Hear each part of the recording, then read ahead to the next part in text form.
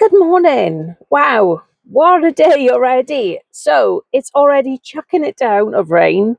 It's around 7:30 in the morning, and I'm sat here doing another day of my wonderful channel with you of Freedom Over 40.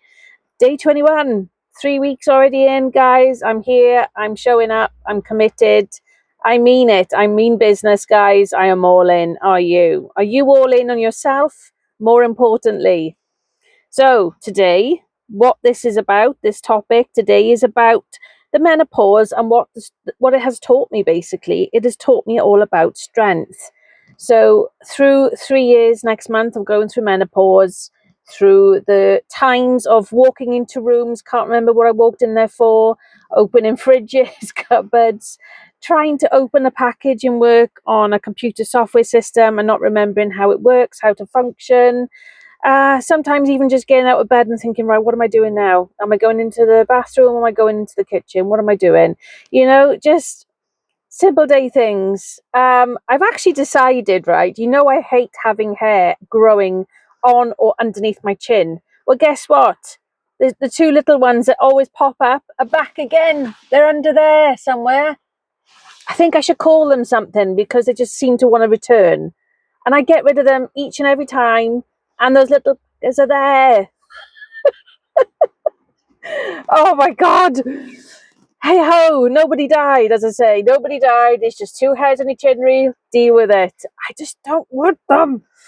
Anyway, moving on. Like I say, it's all about strength. Oh dear me. You gotta laugh. You gotta laugh, guys. You either laugh or you cry, right? And I gotta laugh. I just gotta deal with it with true humour. Laughter is the best medicine, as they say, and boy, am I, am I utilizing it. So, menopause has certainly tested me in ways that I never expected. Having hair randomly grow on your face or under your chin, hair falling out. My hair's already fine, and as it is, it's always been fine. But it's falling out like there's no tomorrow, to the point where you think I had a cat that kept coughing up fur balls because there's clumps of hair everywhere, and it's ridiculous. Why?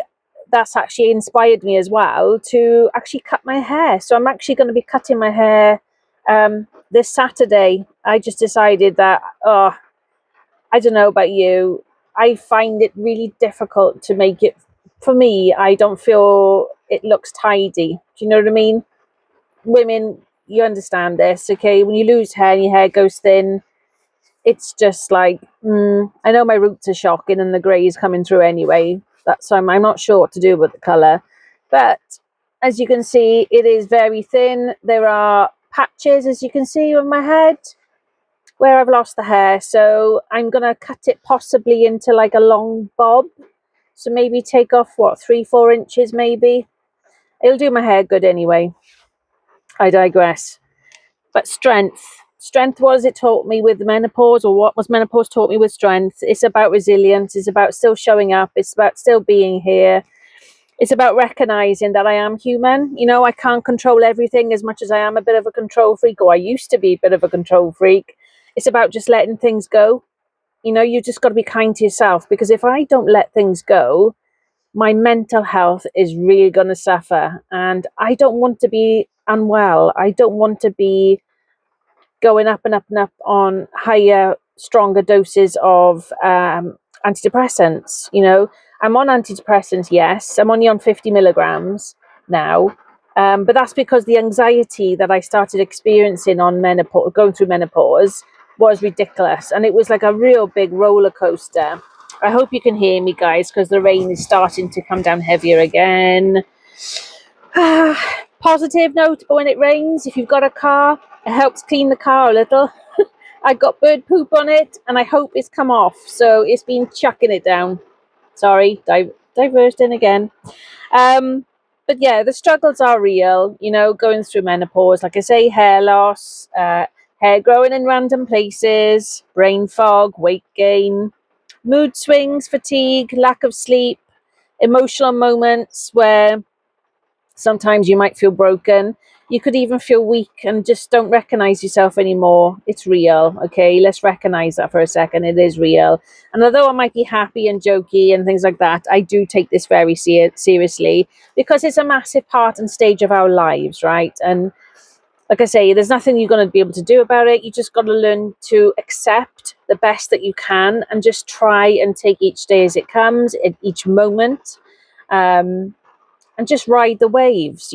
Just understand this is a stage in my life. There isn't much more I can do about it other than reaching out to medical professions, your GP, depending on where you are in the world and how it would work with you, if you have a healthcare system or not, or if you have to go through insurance to be able to see the relevant people to get your bloods checked, where they can potentially look at your hormone levels to see if you're ovulating as much as you used to recognize if you are going through the change. Those are things that I went through because I felt like I was losing my mind, because when the period stopped back in 2020, actually, so that was 5 years ago, my period stopped. And I didn't actually have a period for over 2 years. Fact. And I knew something was wrong. I knew it was either the fact that I had something sinister going on, because I had actually experienced having precancerous cells, which I had to have laser surgery. It's also known as the loop here in the UK, where they burn the cervical area where there's precancerous cells. And I had that. I actually had that when it was COVID the first year. So that was quite an experience to go through on your own, because when it was COVID, you weren't allowed to go into the hospital with anyone. So I had no one there physically as a form of moral support, and to be honest with you, nobody wants to be in hospital anyway, do they? And when you go in there on your own, and in fact, I got to say, this was a hospital that I've actually worked in the past, and it was very eerie. Um, to go in there, and there was nobody in the corridors, there was nobody in the waiting areas, in the main lobby area, there was nobody on the reception. It was just strange. It was like walking into a ghost town kind of thing. So yeah, that was an odd time, a very odd, strange time, very surreal. But just to go back to the fact that what this has taught me is literally about resilience, it's about strength, it's about knowing that you're going to get days, moments, tough moments, emotional times, emotional moments, but you can push through it. You really can. And like I say, just like in the past videos I've done, it's about writing things down if you have to. It's about taking 5 minutes, 10 minutes, having a breath of fresh air, taking time out. There have been occasions in work where my head just feels like I don't know what's going on. I feel lightheaded sometimes with it as well. That's what I've noticed. And yes, I have eaten, I have drunk, I'm hydrated, but it's just, I just feel a little bit, woo, I need some fresh air.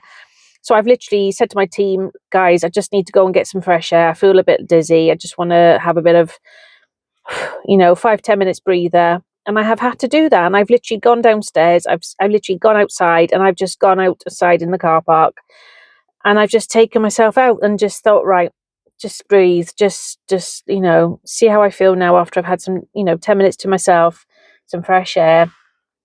And yeah, just, I suppose, kind of like a recalibration in yourself, really, isn't it? It's about bringing yourself back into the moment. It's about being kind. You got to be kind to yourself. You know, these moments as well. Like I say, it's a roller coaster. So I was feeling fine 1 minute, and then to feel dizzier next. And I'm like, oh, what's going on? Haven't done anything. I didn't get up. I didn't stand up quickly. I didn't move. I didn't. Do you know what I mean? I was literally at my desk for a period of time. So, I should have been stable, but for whatever reason, I wasn't feeling that way. I was really dizzy, and I thought, right, okay, I need fresh air. I just need to get out. And I think that's the downside when you work in a building, in an office. You can't open windows. The building I work in, the windows are it's just a window. There is no option to open a window. I think because of safety and health and safety laws here, just from experiences and also from a security point of view as well, we just don't have the option to open a window. So I can't actually get fresh air into the work environment where I am. I have to physically go outside to get fresh air. And that's another reason why, sorry, change hands. It's another reason why I'm creating my businesses online, because I don't want to be stuck what I feel like is a box where I can't breathe. It's almost like a suffocation feeling. Not being able to access the outside air. I really love having a window open at home. In fact, as soon as I'm home now, when I go home, I'll always open at least 3 windows around the house, in the bedroom, and in the hallway. Um, I just need to have some air, and I've got a small little conservatory at the back of the house, so I will sit in there. If it's raining, I'll sit in there, but I'll have the door open so I can hear the rain, which I do find quite soothing. It's just harder to hear and think when you're in the car because the roof is metal and it's ding, ding, tapping the roof. But sorry, I digress. So I like to listen to the sound of rain. I find it quite soothing. And if I can open the door still without loads of rain coming in, I will. And I'll try and feel fresh air on my face and breathe it in and just appreciate the moment. Don't worry, life is hectic. I don't always have time to do that. None of us do. But if you can, please try. Life gets in the way, responsibilities, things happen that you don't plan for. That's pretty much every weekend, every evening, something more or less happens, or I've got something on. I do trainings as well online, live trainings. I also do a lot of pre-recorded trainings as well, and I do have inquiries coming in with people about holidays and things, which is fantastic. Not complaining. It's just I am busy too, but I will try. I will try to make time. I will try to have a breather, and I will try and have fresh air. And I use that time, if I can, to reflect. I will use that time to, if I feel like I need some fresh air, but I want to go and sit in my conservatory, I'll go and take my phone with me or my laptop with me, and I'll sit out there then instead. And I will actually, pockets of time. I will still work on my business, but at least I'm sitting in an area that I feel more comfortable and I feel like I can actually breathe. I've got fresh air. Then they're not, basically. So, and also when you get the flushes, if you know what I mean, that's why it's important to have that fresh air. Um, through the resilience, like I say, it's about pushing through those daily challenges, right? Strength isn't just about physical, it is the emotional side of things and the mental. And one thing I will say to you guys, if you haven't done already, you really need to start setting boundaries, because what someone may feel, even if it's a family member, if they may think that what they're expecting or asking of you is reasonable, but you feel it's not, and your stomach, your gut feeling is telling you, actually, no, I don't like that feeling, I don't like what you're asking me to do, then tell them or put a boundary in place and say, actually, no, I don't feel happy doing that. I don't feel comfortable doing that. You don't have to explain yourself, even though they're probably going to say why. Just say, because I don't. I don't have to give you a reason. It's not something that falls in line with me, you know? And I have had to do that. I've had to do it with my mother. I've had to do it with other members of family and friends. And it's not because I'm being nasty. It's just because if somebody has asked me something and I really don't feel it's the right thing for me to be involved with or to do, I'm not going to do it. It's about being kind to yourself. It's about recognizing your space, your boundaries. You need to start setting them. Doesn't matter if it's family or not. Yes, they might be upset with you and angry with you, but if they truly love you, they should also learn to respect you as well, shouldn't they? They should learn to understand that you are not there. Doesn't matter if they're your parent. Now, it's going to be a real sore subject with some people, me saying this is going to trigger you. I know it will. But you've got to set boundaries. And I've set them with both my mother and father. Now, I know I don't have a close relationship. I never have. And it's not because I'm some delinquent child that grew up and was naughty. It was not that at all. Quite the opposite, in fact. My parents never behaved as parents. And that's just a very polite way of saying what my situation was like. So for me, it's a two-way thing. No, I'm not punishing them for all the things they did in my upbringing as a child, but they still continue to behave the way they still continue to behave since I was a child. They haven't changed. They haven't recognized what they do is wrong and harmful, hurtful, whatever. So I have to learn to set boundaries. That gave me massive resilience. I had to learn very quickly. I had to grow up very quickly. So I am very independent. fiercely independent, in fact. And my downside to that, though, is I also had to learn to ask for help when I needed it. Now, I don't generally need help, but being in a supportive, loving relationship, sometimes I might need a little bit of help. Not often, but I do ask for it. Although I do find it hard, I do ask for it. Equally, if I'm in work and I my memory goes blank sometimes, like I said, I give you examples of I can't remember how to do something on a computer system, and I probably know it like the back of my hand, but my brain is just not functioning that day, that time, that moment like it should do. So I I just can't think, cannot think. You know that expression, you can't see the wood through the trees. It's just like blur, it's just like fog, brain fog, as they call it. So sometimes I'm like, oh, can you just tell me what the first couple of steps are to do that again? And then bang, I remember, I'll get back into it. But sometimes that does happen still. I still get that randomly, even though I feel like today I'm on a really good day. My vibe is high, my energy levels, my vibration is high. I feel like I'm on a roll, and things will still happen, stuff that I can't always plan for. And I just think, oh, just roll with it. Really, you've gone through far worse than this. This is nothing. This really is, for me, water off a duck's back. Um, Again, we're all different. We've all gone through different situations. Some of you have been very fortunate to have amazing upbringings, have amazing, loving, caring parents, family, whatever. But that's fine. That's good. I'm happy for you. I don't begrudge that. I actually love to hear and see that. I think it's amazing that people had that support and that upbringing. But like I say, not all of us went through that. Myself and my two sisters didn't go through that. We sadly did not. And you look at life a lot differently, I think, as well. I remember once, this is a bit of a random and going off tangent here, but I remember over 20 years ago, I was in work in an office environment and I was talking to some lovely people who I had a good working relationship with. And this lady was quite mature. She was probably 60s, about that sort of age. And I was talking about families and children, and I said, oh, I don't know if I'll ever have children. I don't know. I said, if I do, I'll only have one because one's enough. And I've always said that I only wanted to have one child. I didn't want a big family. Now, I've never had children. I've never been pregnant, so it's never happened anyway. But she said, oh, we were talking about my mother and her upbringing and this, that, and the other. And she said, oh, don't worry. She said, when you do finally get pregnant and your mother will be so different. She'll change. She'll be a lot calmer and she'll be more loving and supportive. Well, I can tell you now, no, that's never changed. Not for me. I've never had children, but my sister has. She's had two. And my mother's reaction when she first found out about my sister being pregnant with the first one, oh, okay. Well, I can still have children. Do you know what I mean?